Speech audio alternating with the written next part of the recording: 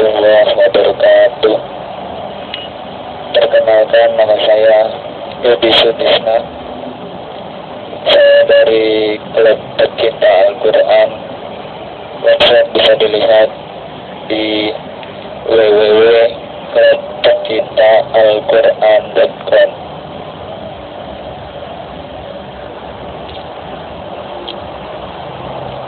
Kemarin kita sudah membahas kajian kunci kehidupan. Yang pertama, saya hari ini kita akan membahas kunci kehidupan yang kedua.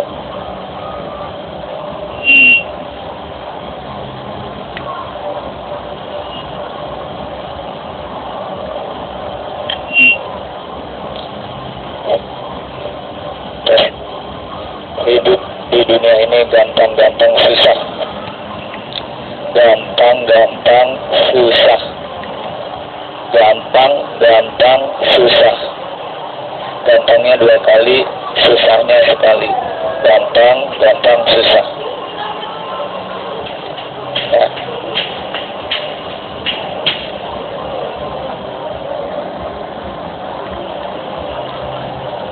Gampang kalau tahu caranya, susah kalau nggak tahu caranya.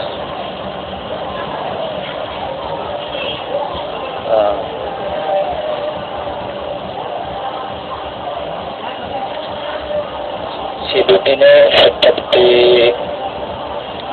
kita berjalan di tengah hutan rimba. Ada dia berjalan sendiri. Ada 2 orang yang berjalan di hutan rimba.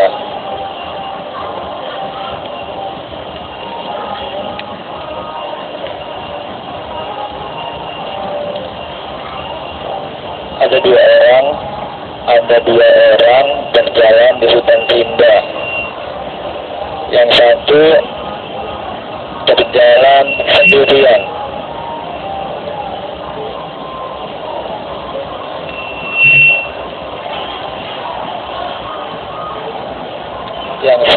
Yang satu berjalan sendirian.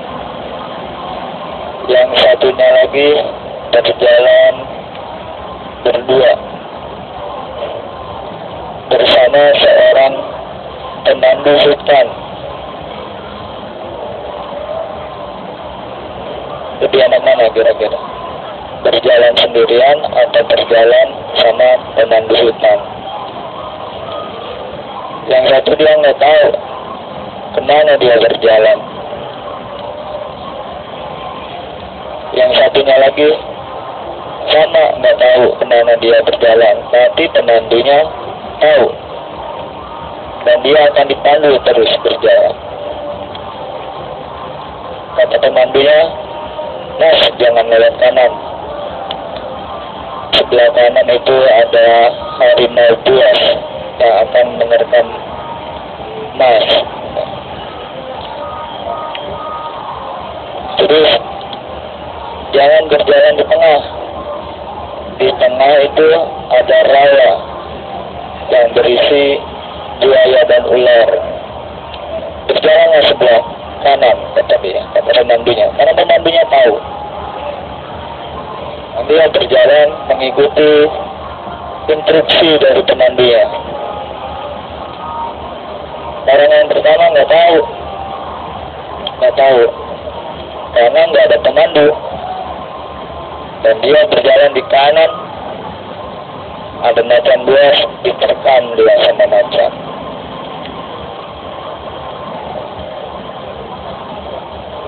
Kira-kira gitu ya hidup.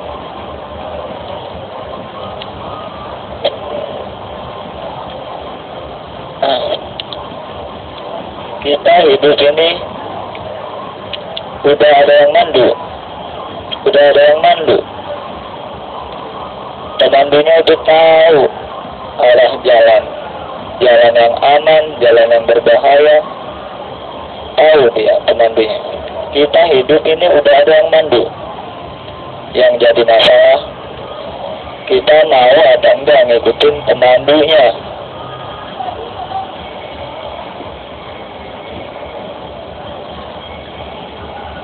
Siapa pemandunya? Pemandunya Allah dan Rasulnya.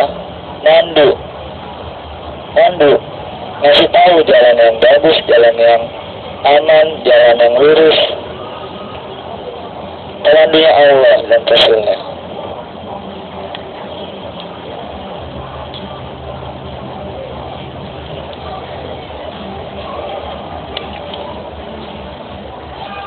Allah yang menciptakan jalan, Rasul sebagai pemandu jalan. Ya, Allah menciptakan jalan yang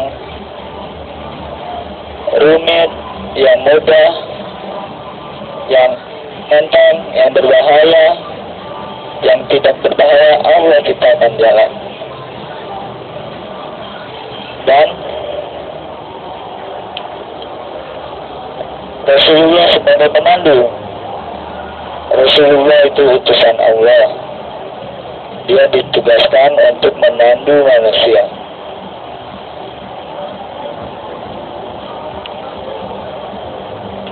Sama seperti mesin. Misalkan mesin, kita beli belanja kipas angin misalkan. Kipas angin ada manual booknya, cara menggunakan kipas angin.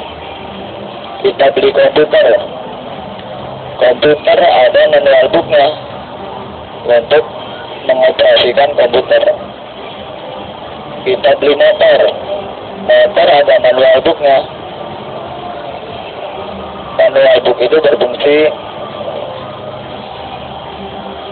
untuk cara menggunakan motor. Semuanya, kita beli TV ada manual booknya, cara menggunakan TV yang baik dan benar kayak gimana. Sama seperti manusia pun ada manual booknya. Manusia pun ada manual booknya. Bagaimana cara manusia hidup diatur, bagaimana cara manusia hidup agar baik, diatur manual booknya. Ada manual booknya.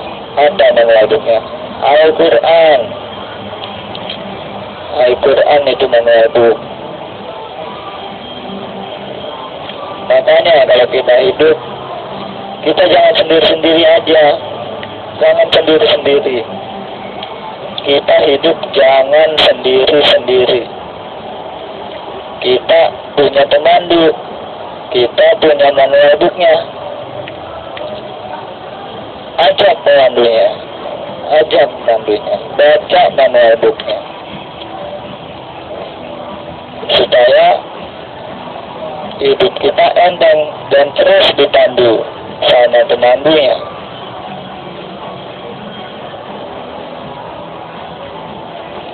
Lagi-lagi itu yang paham ya. Kita hidup jangan sendiri. Rugi. Allah dan Rasulullah udah siap memandu kita. Udah siap, tinggal dipanggil.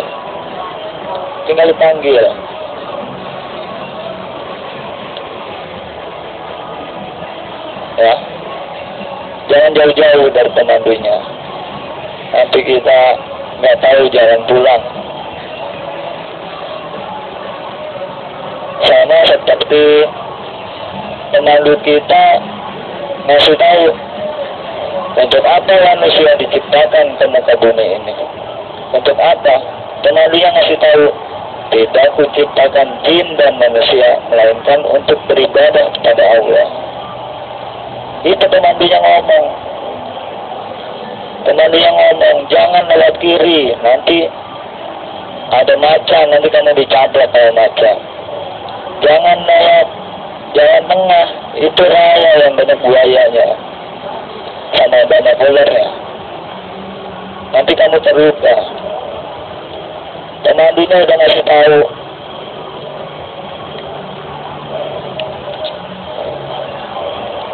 tahu. Yang jadi masalah, kita percaya apa enggak sama ini pemandu? Kita percaya apa enggak? Kalau kita nggak percaya, kita meraba-raba berjalan sendiri. Kita nggak tahu yang di depan itu medannya kayak gimana, kita nggak tahu.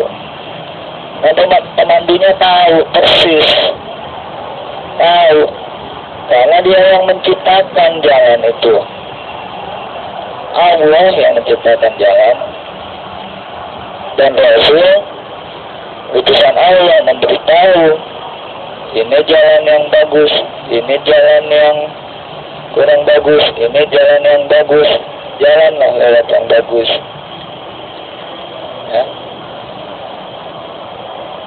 Dan pemandu berkata, tidak kuciptakan jin dan manusia melainkan untuk beribadah kepada Allah. Ya udah, ikutin apapun yang kita lakukan di dunia ini harusnya menjadi nilai ibadah, karena tujuan kita diciptakan untuk beribadah. Kita kerja di kantor, niat untuk beribadah, bukan untuk nyari duit. Ibadah lah, cari nafkah ibadah. Kalau udah kita niat untuk beribadah, berarti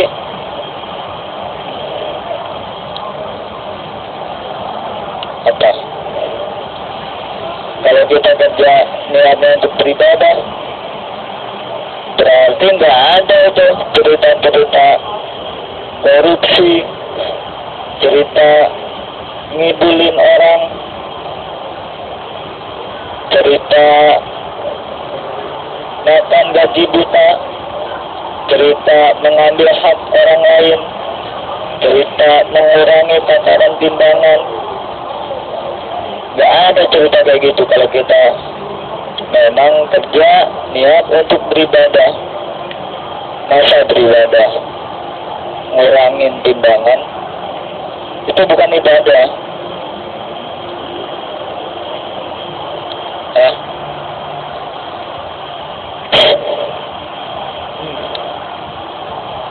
Kemarin kita udah membahas mengapa manusia harus beribadah. Bagi yang belum lihat cuplikannya Kunci Kehidupan 1, di sana ada. Tinggal dicari aja di YouTube. Di sini ada Kunci Kehidupan yang kemarin yang satu. Sekarang masuk ke Kunci Kehidupan yang kedua.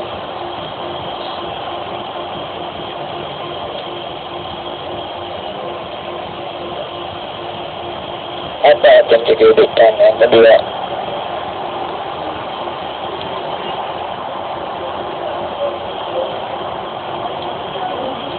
Kata kunci kehidupan yang kedua, kuncinya jangan marah, jangan marah, jangan marah. 3 kali jangan marah.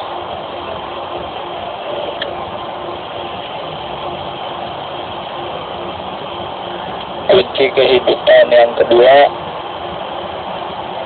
jangan marah, jangan marah, jangan marah. 3 kali jangan marah.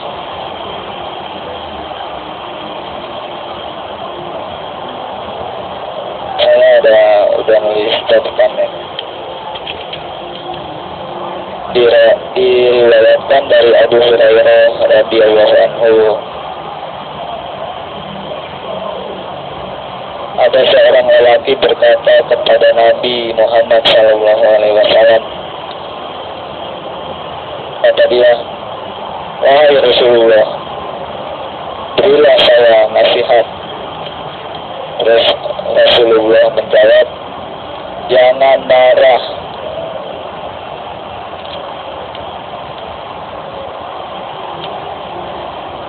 Terus lelaki itu bertanya lagi, Doanya terulang-ulang. Wahai Rasulullah, berilah saya nasihat. Kata Rasulullah, jangan marah. Terus mengulangi lagi, ya Rasulullah, berilah saya nasihat, jangan marah. Oh. Ini pemandu ini ngomong, pemandu kita. Jangan marah, jangan marah, jangan marah. Kunci yang kedua, jangan marah, jangan marah, jangan marah. 3 kali jangan marah. Karena kemarahan ini nanti berlapis, lapis 3. Ada orang yang memaki kita. Ada orang yang memaki kita, memaki kita. Hei, kamu bodoh ya? Jangan marah. Yang pertama. Udah bodoh, jelek lagi, tahan. Jangan marah. Yang kedua. Udah bodoh, jelek, miskin lagi, kata dia. Jangan marah, tahan. Yang ketiga. Bodoh, jelek, miskin, hidup lagi, kata dia. Bodoh, miskin, jelek, hidup lagi, kata dia.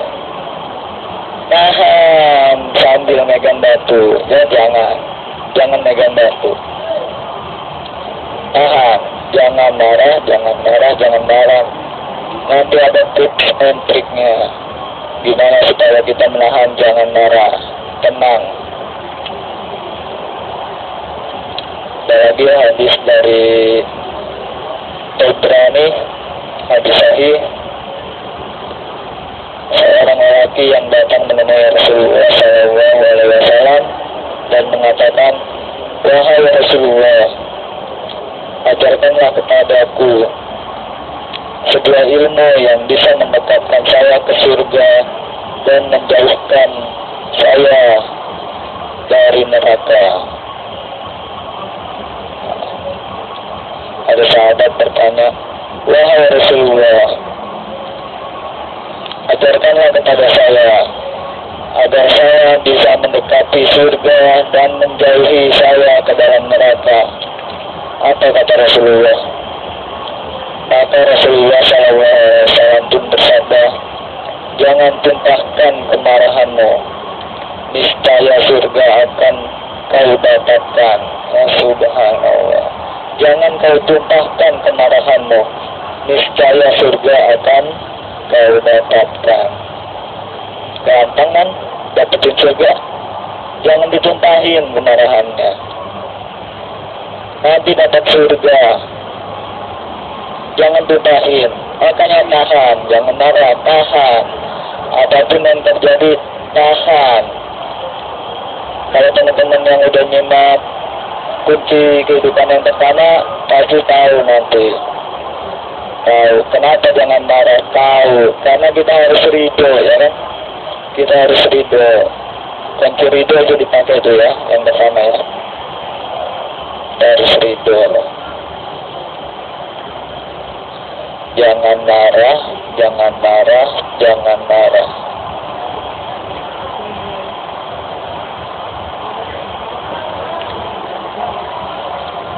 Kenapa jangan marah? Kenapa jangan marah? Ada cerita suatu ketika Umar bin Khattab sedang dalam perbincangan dengan Rasulullah di suatu masjid ya. Umar, Rasulullah dan sahabat-sahabat lain sedang berbincang-bincang, duduk-duduk di suatu masjid. Tiba-tiba ada suku Badui. Suku Badui datang merobek pembicaraan. Terus Umar dimaki-maki sama suku Badui tersebut. Wahai Umar, kamu ini dulu tegas, sekarang kenapa jadi lembek? Gitu. Misalkan gitu. Terus Umar dimaki-maki. Terus Umar nahan. nahan jangan marah. Umar nahan jangan marah. Terus Rasulullah senyum Rasulullah. Ketika Umar dimaki-maki dengan suku Badui, Umar melihat wajah Rasulullah. Rasulullah senyum karena Umar menahan marahnya. Terus lanjut lagi suku Badui memaki-maki Umar lagi dengan perkataan yang lebih pedas, lebih tajam. Umar menahan diri. Rasulullah berbinar-binar teriak. Umar melihat kemuka Rasulullah berbinar-binar katanya. Sampai suatu ketika suku Badui memaki Umar lebih pedas dari sebelum-sebelumnya. Umar nggak tahan dimaki sama suku Badui. Umar langsung bangun, dengan sambil megang pedangnya. Umar langsung bangun sambil megang pedangnya. Rasulullah pergi Rasulullah. Terus Umar lari kepada Rasulullah. Terus Umar bin Khattab bertanya kepada Rasulullah, "Wahai Rasulullah, kenapa engkau pergi meninggalkanku?" kata Umar. Terus Rasulullah bersabda, Rasulullah bilang, "Wahai Umar, ketika aku melihatmu sedang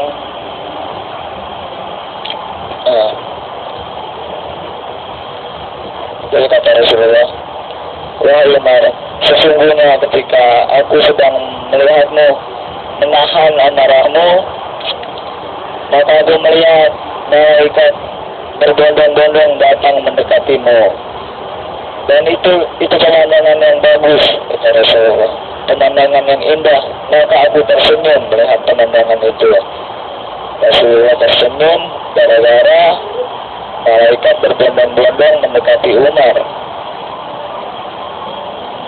Terus Rasulullah lanjut bersabda, bercerita, ketika aku melihatmu menahan marah untuk yang kedua kalinya, ada beberapa lagi malaikat yang datang menghampirimu dan menaungi Umar, kata Rasulullah. Maka itu pemandangan yang bagus, kata Rasulullah. Pemandangan yang bagus. Jadi ketika Umar menahan marahnya untuk yang kedua kalinya, datang lagi puluhan malaikat mendekati Umar dan menaungi Umar dengan rahmatnya. Malaikat menaungi Umar dengan rahmatnya, lalu Rasulullah tersenyum karena itu pemandangan yang indah, kata Rasulullah. Terus ketika Umar tidak bisa menahan amarahnya, kemudian Umar bangun, seketika itu juga, kata Rasulullah, seketika itu juga malaikat lari meninggalkan Umar dan aku pun pergi meninggalkanmu, kata Rasulullah. Coba lihat, ketika kita tidak bisa menahan marah, ketika Umar tidak bisa menahan marah, terus Umar bangun sambil memegang pedangnya, malaikat kabur dan Rasulullah pun pergi. Itulah kenapa kita jangan marah. Kalau kita menahan marah, malaikat datang menaungi kita. Kita nggak bisa ngelihat, Rasulullah bisa ngelihat. Makanya Rasulullah ngasih tahu sama kita. Rasulullah pemandu kita, pemandu. Ingat ya, pemandu. Kita hidup di dunia ini jangan sendirian, jangan sendiri-sendiri. Kita punya pemandu. Lihat pemandunya, lihat instruksi pemandunya. Pasti baik, pemandunya bagus kok, pemandunya berpengalaman kok. Dan pemandunya langsung dikasih tahu melalui pencipta jalan. Ya Allah lah, pemandunya langsung utusan. putusan Allah. Jadi kunci kedua, jangan marah, jangan marah, jangan marah 3 kali. Kenapa jangan marah? Supaya kita nanti dinaungi sama malaikat. Dan salah satu kunci surga ialah jangan tumpahkan marahmu, niscaya surga akan kau dapatkan. Hadis yang tadi asik, sebenarnya asik, kalau tahu caranya asik, tinggal prakteknya kayak gimana nanti. Prakteknya jangan dibilang susah, jangan dibilang susah. Hidup itu gampang susah. Gampangnya 2 kali, gampang, susahnya cuma sekali. Susah cuma sekali. Karena kesusahan itu diapit 2 kemudahan. Ya. Inna ma'al usri yusra wa inna ma'al usri yusra. Jadi kesusahan itu diapit 2 kemudahan. Tenang, kita punya pemandu. Kita nanya sama pemandunya, gimana jalan yang bagus. Kita jalan jangan asal nyelonong jalan aja, nanti kejebur kita ke jurang. Lihat pemandunya, tanya pemandunya, ini jalan ini bagus atau jelek nih. Tanya pemandunya. Ya. Jadi kuncinya jangan marah, jangan marah, jangan marah. Tahan apapun yang terjadi. Tahan, jangan marah, tahan. Saya punya tips and triknya gimana supaya jangan marah. Tips-tipsnya gini dari Rasulullah SAW.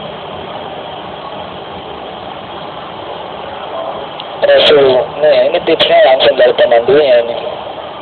Rasulullah SAW juga pernah menasihatkan. Ini hadis sahih riwayat Ahmad. Kata Rasulullah, apabila salah seorang dari kalian marah dalam kondisi berdiri, maka hendaklah ia duduk. Itu yang pertama ya. Apabila salah seorang dari kalian marah dalam keadaan berdiri, maka hendaklah ia duduk. Jadi kalau kita lagi marah nih, berdiri, duduk aja. Itu pemandunya udah ngasih tahu, duduk. Ya udah duduk. Jadi kalau kita pengen marah nih, ada hawa-hawa marah nih, sedang orang duduk.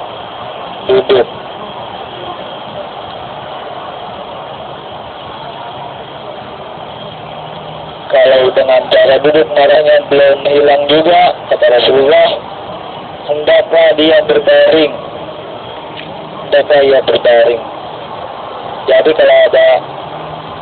Jadi kalau kita pengen marah dalam keadaan berdiri, hendaklah kita duduk. Kalau dengan cara duduk belum terbawa juga marahnya, hendaklah ia berbaring. Udah berbaring aja. Sambil ngelarang gitu berbaring. Tidur.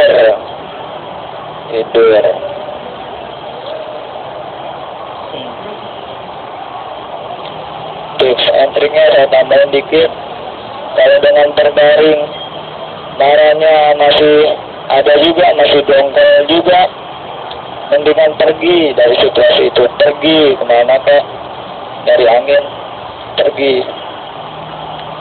Jadi kalau kita lagi marah, duduk aja. Tips and triknya, lagi marah duduk aja. Kalau dengan duduk belum reda marahnya, berbaring. Saya dokter itu karena langsung dari Rasulullah, berbaring. Kalau dengan berbaring masih pengen marah juga, mending kabur, pergi dari situ, pergi. Saya cari. Nah gitu ya. Jadi kita praktekin mulai dari sekarang. Tahan apapun yang terjadi. Tahan, jangan marah. Misalkan kita di kantor, bos ngomong-ngomong, tahan jangan marah, tahan jangan marah, tahan. Nah, tahan. Caranya tarik nafas dalam-dalam, tarik nafas melalui hidung dalam-dalam, keluarkan dari mulut pelan-pelan. Insya Allah rendah itu kan. Ingat kunci surga apa? Kunci surga ialah jangan tumpahkan kemarahanmu, niscaya surga akan kau dapatkan. Enteng ucapinnya, prakteknya lebih enteng. Jangan bilang susah. Cobain aja belum udah bilang susah. Itu kan. Ini otaknya udah mendahului takdir katanya. Belum dicoba udah bilang susah. Otak lebih dulu daripada takdir mikirnya. Cobain dulu. Ya butuh latihan.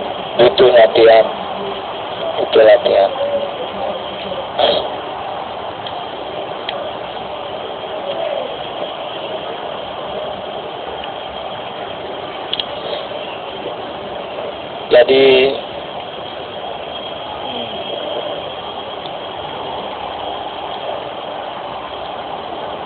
segitu dulu tips and triknya.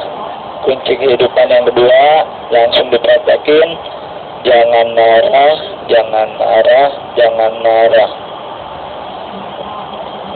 Kita banyak hutang, jangan marah. Slow. Jangan marah. Yang hutang kan kita.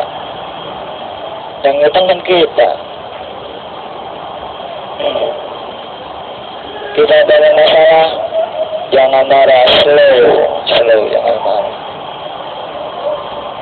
Udah lama nih, belum kawin nih, jangan marah. Slow. Pokoknya tahan, jangan marah. Praktekin ya. Insya Allah kita sambung lagi di kunci kehidupan yang ketiga. Ada 4 kuncinya. Yang pertama udah ridho, yang kedua jangan marah. Nanti insya Allah lain waktu ada yang ketiga, ada yang keempat. Ya, itu dulu ya, dipraktekin. Assalamualaikum warahmatullahi wabarakatuh.